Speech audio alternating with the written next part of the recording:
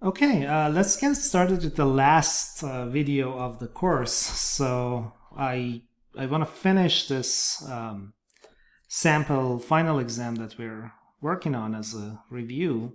So last time we went through the first 8 questions. So let's think about question 9. So what does it say? So we have a double slit experiment. And the question is, if the slit separation is increased, which of the following happens to the interference pattern shown on the screen? So, right, so the distance between slits increases, right? Remember, in this approximation, when the screen is really far away, if the rays move at approximately at an angle theta to reach the screen, so if this is theta, then this is d, the distance between the slits. The path difference is d sine theta. And when this is equal to, let's say, a multiple of lambda, we're going to get a bright fringe. So when delta r is m lambda, we have a bright fringe. So approximately, like in the small angle approximation, that's d times theta is equal to m lambda. And then the distance on the screen, if this is L, this is theta, this is y is approximately L times theta. So delta y, the distance between two consecutive bright fringes, is going to be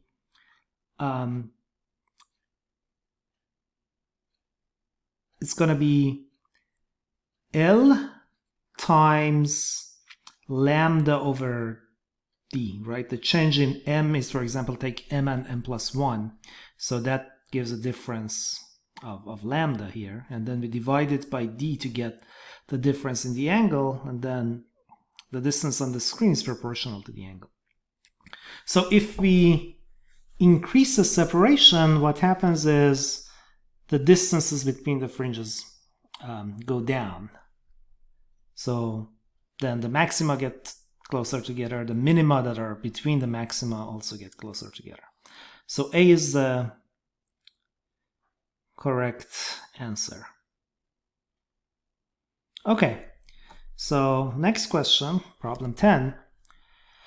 So we have light of wavelength 575 nanometers passing through a double slit, and the third bright fringe from the central maximum is seen at an angle of 6.5 degrees away from the central fringe. Okay? What is the separation between the double slits? So you may use a small angle approximation. Okay, so let's say we have the central bright fringe here. Then the first one is here, the second one is here, the third one is over here. And then this angle, if we approximately, like, the d is much smaller than L, there's almost one angle to this, theta. So we're saying theta is 6.5 degrees to the third. So that's, our equation is going to be y is m lambda over d times L, right? So from here, theta is m lambda over d. We multiply by L, we get y. So here m is 1, 2, 3. So we know that 3 lambda L over d, actually it's talking about theta, so let's not multiply it by L, we just get the theta, the angle. Theta is m lambda over d. Okay, So if that's 6.5 degrees, we have 6.5. We have to multiply by pi, divide by 180 to get it in radians. That's equal to 3 times lambda is 575 nanometers. Divided by d. Okay, so from here, d becomes 3 times 575 times 10 to the minus 9 times 180 divided by 6.5 pi. Okay, so let's put that into a calculator. So we have 3 times 575 times 180 divided by pi divided by 6.5. Okay, so that's 15,200 times 10 to the minus 9. So it's approximately 15 times 10 to the minus 6. Right, it's approximately it's 15 times 10 to the 3 times 10 to the minus 9. So the correct answer is going to be, so that's in meters here, and putting it into a calculator gives us C as the correct answer. All right, next one. So we have an object in front of a lens which forms an image of the object. So which one of these is correct? So if the lens is convex, or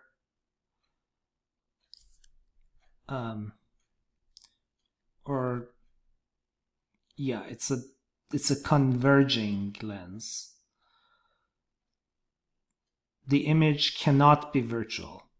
So that's not correct, right? Remember when we put the object kind of closer to the lens than the focal distance, we got virtual images.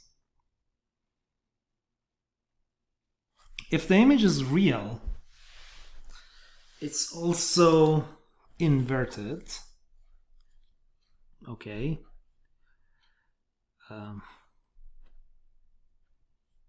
So let's see. So that may be the correct one. If the image is real, then it is also upright. We definitely know the cases where we form a real image that's inverted. So C is wrong. If the image is virtual, then it is also inverted. We also know virtual images that are not inverted. So if the image is virtual, the lens must be a diverging lens. That's also not correct, right? We know a converging lens can form a virtual image. So let's see. So it seems that this is the correct one. So let's think about it. So if the image is real, right, we know that S prime is positive. And then we know our magnification is minus S prime over S. S is positive. We have a physical object in front of the lens, so that's going to be negative.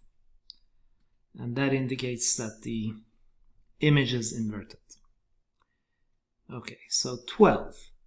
So suppose your height is h and your eyes are distance d below the top of your head.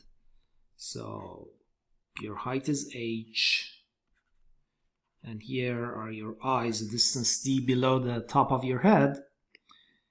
And you're standing in front of a mirror. So here's the mirror. Okay. So first, you will see the top of your head in the mirror regardless of the height of the mirror. All right. B says the top of the mirror must be at least at a height h, so you can see the top of your head. It must be at least the height h minus t over 2. It depends on your distance from the mirror. So let's see. So what's the condition for it? So this is the top of your head. The image is going to be somewhere here, right? Regardless of where the mirror is on the wall, that's where we get the image. Because there's going to be some rays from the top of your head that reach the mirror anywhere it is on the wall. And then if you trace those rays back, they end up at this point. But in order to see it, there must be a ray that hits the mirror and can connect the image to your eye. So this ray from the image to the eye must be reflected from the mirror. So the top of the mirror must be at least here. If it's below, then you're not going to see the top of your head. And that's a distance d over 2 here, right? These are two similar triangles. Let's say here you have S, here you have S. So one of them has a height 2s, the other one has a height s, and the one that has a height 2s has this side equal to d. So that distance is d over 2. So yeah, D is the correct answer. All right, so now we have a bunch of free response problems. Let's see what they say. Yeah, and I think this was probably a homework problem. The exam is going to be quite similar to the homework. Okay, so we have a string that is wrapped around a uniform solid cylinder of radius r. Okay. The block and the cylinder each have mass m. We know the moment of inertia. We want to find the acceleration of the block in terms of the gravity acceleration g, and find the tension in the string in terms of g and m. All right, so how do we do this? Well, as usual, we draw free body diagram. So for this mass, we have mg here and we have tension here. And then if it has downward acceleration, mg minus t is equal to ma. Okay. For the disk, we know that the only force that applies a torque on it is T. So tau is equal to T times R, the torque acting on the disk, and that's equal to I alpha, the angular acceleration. So that's going to be mr squared over 2 times a over r, right? If there's no slipping between the rope and the disk, the angular acceleration is connected to the linear acceleration. So these are our two equations. Let me simplify this. I divide the two sides by r, so I can write t is equal to ma over 2, right? If I divide by r, I get r squared in the denominator, which cancels out the r squared in the numerator. So these are my two equations. First, I add them. Let's say equation 1, equation 2. I add them, t goes away, I get mg is equal to ma plus 1/2 ma, so that's 3/2 ma. A becomes 2/3 of g. Okay, so that's one equation. And then we go back and write the tension, which is ma over 2. So it's going to be ma over 2 from equation 2, and that's 1/3 of mg. All right. Next problem. So a physics professor demonstrates the Doppler effect by tying an 800 hertz sound generator to a 1 meter long rope. Okay, so then it's rotating at 100 RPM, rotations per minute. calculate both the lowest and the highest frequency a student in class will hear when this rotating sound generator. Okay, so these are the Doppler frequencies. So Vs is the speed of the source. Okay, so this sound generator is rotating, right? It's going around, and let's say the observer is over here. So when it's here, it has kind of the maximum speed toward the observer. When it's here, it has the maximum speed away from the observer.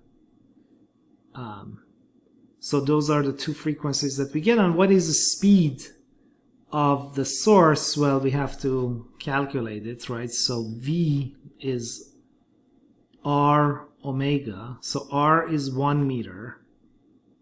And omega is going to be, so R is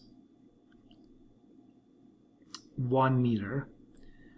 Omega, what is it? So we have 100 rounds per minute. So each round has an angle, or each rotation has an angle 2 pi, right, times 100.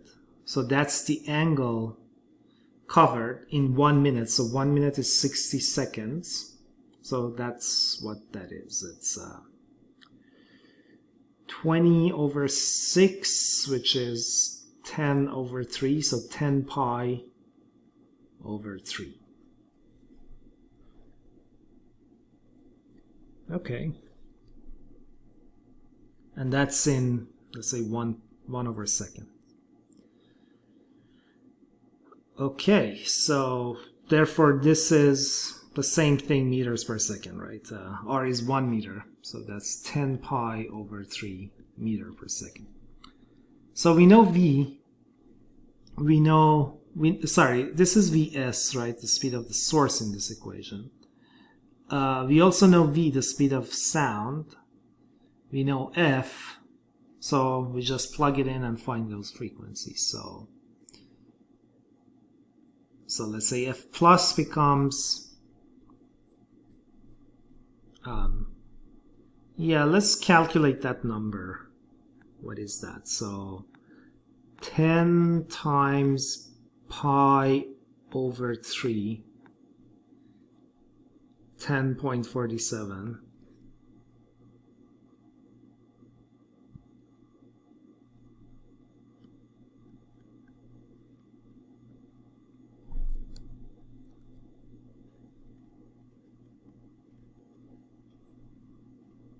Okay. So yeah, we just plug it in and find some numbers. So yeah, there's actually a typo here. This should be F minus plus instead of plus minus, right? The smaller frequency is typically called F minus, and that has a plus sign in the denominator. We add the speeds. Okay, so F plus, the higher frequency, must have V, which is equal to 343 meters per second divided by 343 minus 10.5, and this multiplies 800. That's in hertz. F minus, the smaller frequency when the source is moving away from you. So here, when the source is moving away, we're getting longer wavelength, smaller frequency. When the source is moving toward you, the wavelength gets compressed. We have shorter wavelength and we have a higher frequency. Okay, so this is, in this case, 343 plus 10.5 times 800 hertz. Okay, let's see what these are. So, okay, so first one, 343 times 800 divided by 332.5. So yeah, 825 hertz here.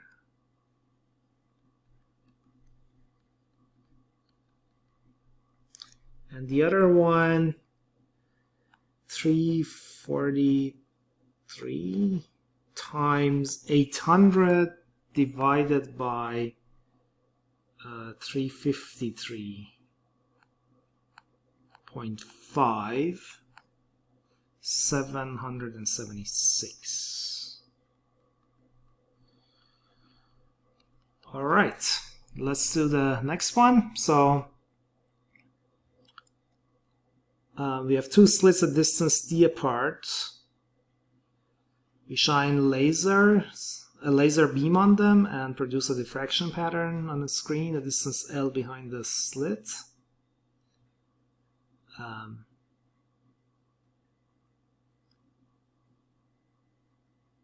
Okay, so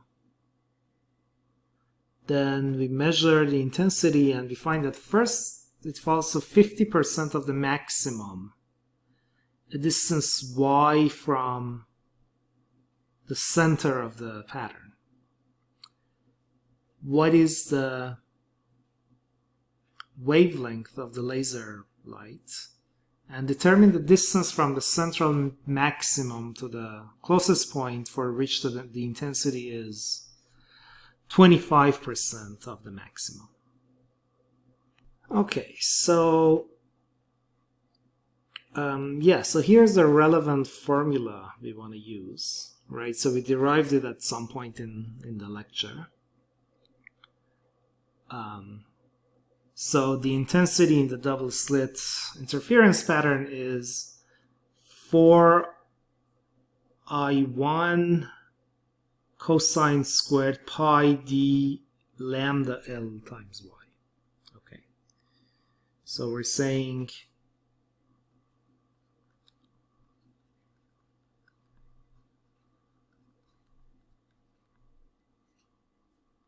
pi d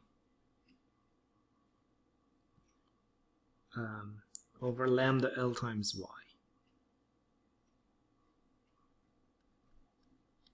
And y is the distance from the central maximum, right? So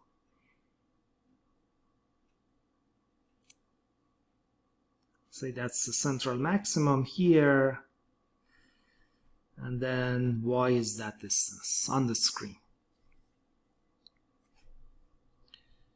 Okay, so at the central maximum y is 0, right? So the maximum intensity is just 4I1, the intensity you would get from just one of the sources. So we can write the intensity to be just this maximum intensity, right? Because cosine of 0 is 1, right? Times cosine squared pi dy over lambda L. All right. So when your intensity first becomes half of the maximum intensity, so let's consider the cosine, right? So cosine of 0 is 1, and when the cosine becomes square root 2, sorry, 1 over square root 2 for the first sine, which is somewhere over here, 45 degrees, your intensity is half. Okay, so it's at pi over 4 that for the first time cosine squared becomes 1/2, which means cosine becomes plus or minus 1 over square root 2. Okay, so we want to find the wavelength of the light. All right. So at distance y, your intensity becomes half of the maximum intensity, so it means pi dy over lambda L is pi over 4, because that's the first time cosine squared becomes 1/2, right?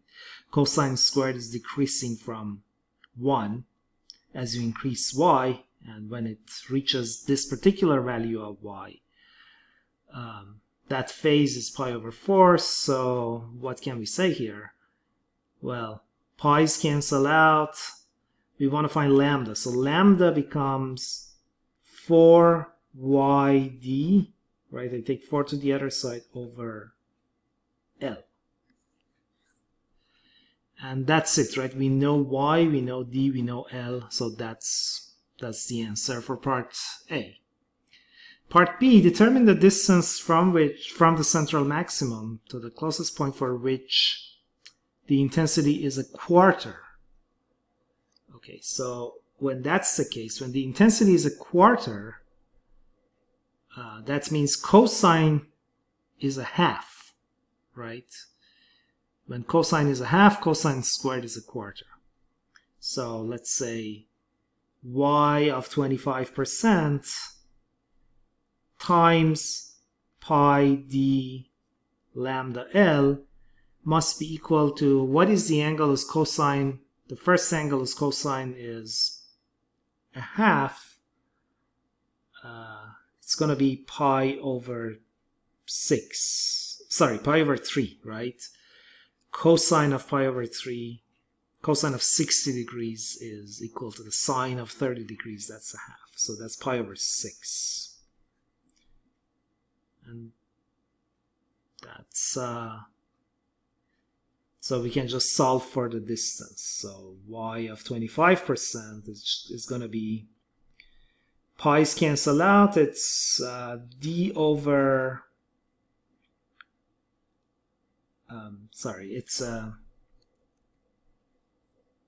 it's lambda L over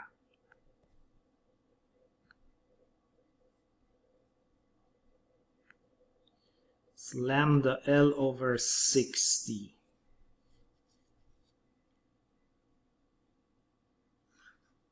Okay, so that's the answer for part B. Okay.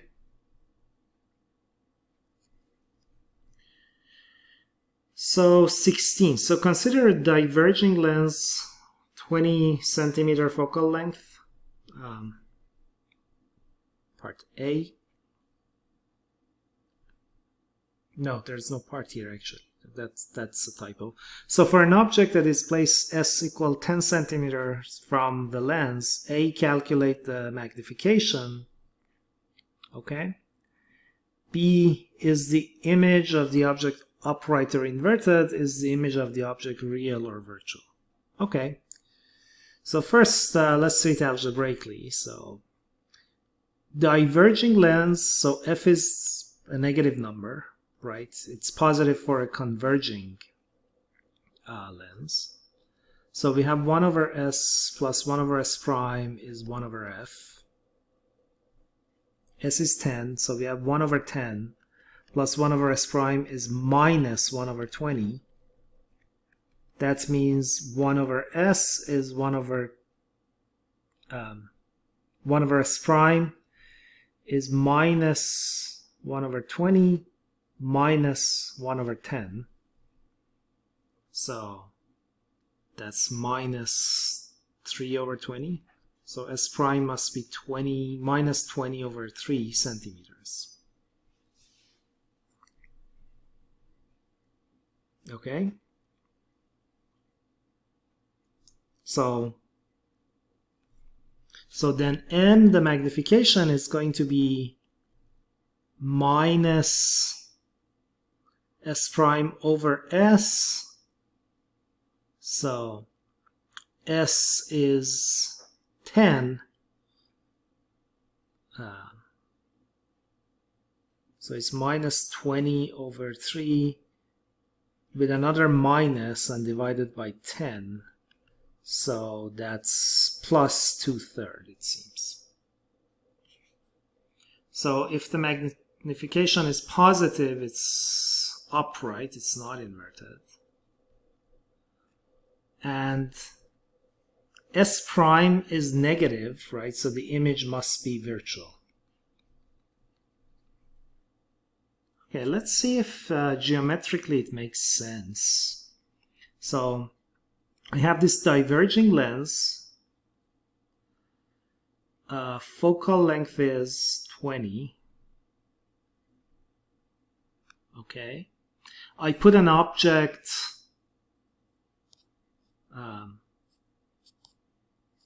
where do we put the object? We put it a distance 10 centimeters from the lens. So the object is somewhere over here. And this is the focal length, 20. So let's find the image. So first I draw this ray, and it's diverging, so it must behave like that. I can also draw, if that's the optical axis, draw this ray here. So it seems the image is going to be somewhere over here, right?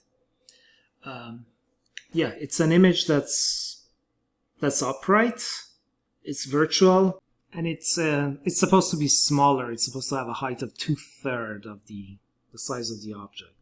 Actually, we can also, just by drawing, we can try to do a sanity check to see if it makes sense. So let me draw a slightly bigger picture here.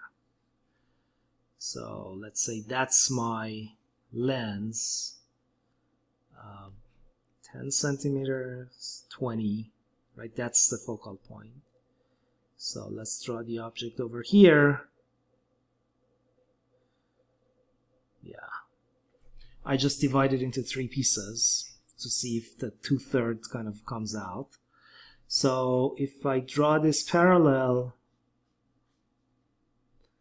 and draw this from here to here,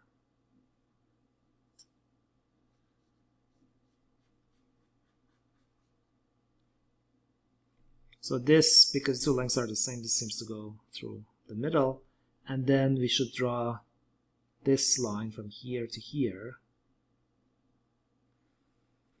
Yeah, see, even geometrically, by just drawing carefully, we see that the 2/3 makes sense. And of course, we can more carefully try to analyze the geometry and draw the similar triangles, etc. But that's not necessary, because that's how we actually derive this formula.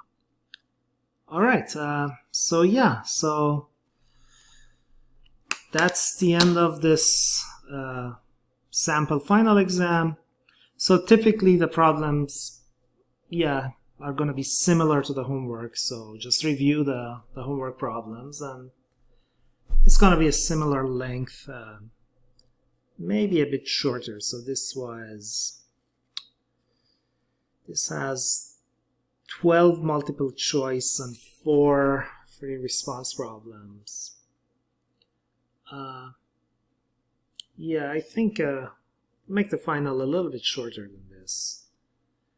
So let's fix it at 10 multiple choice and 3 free response problems, or 9 and 3. So 9 multiple choice and 3 free response problems. Similar style. So for multiple choice, you're welcome to show your work, but basically you can just write the answer. So the format is going to be a kind of very similar to the lab write-ups. So I'll post a Word document and you can just write. So here you can just write ABC for multiple choice ones, and for free response you would type your answer. All right. So I hope everyone had a good quarter.